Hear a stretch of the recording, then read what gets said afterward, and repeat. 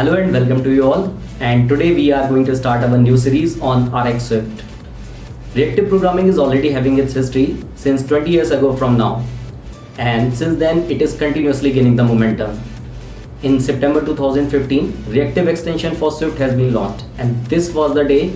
Since then, no iOS developer is taking the good sleep if he don't know about RXSwift. So as a iOS developer, the very first question that should come into your mind that I already working on Swift and I know Swift is a very powerful language. So what is the benefit of using RxSwift then?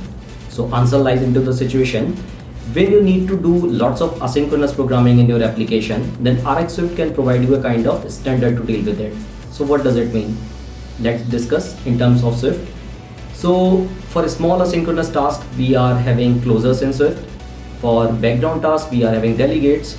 For event-based tasks, we are having notification center, and above that we are having GCD and operation queue. So you can see there are lots of APIs in Swift to deal with asynchronous programming. Now imagine a situation you are having a very large code base and you are having lots of developers working on it and you are doing lots of asynchronous programming. So every developer is dealing it with the different way or with the different API. Now there is a problem.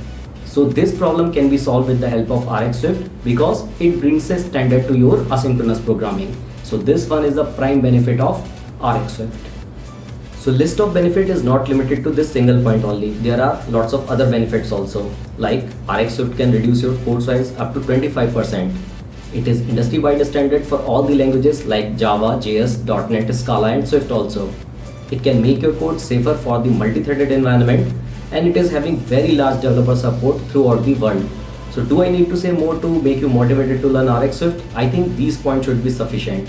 So let's start our new journey. Let's learn RxSwift now.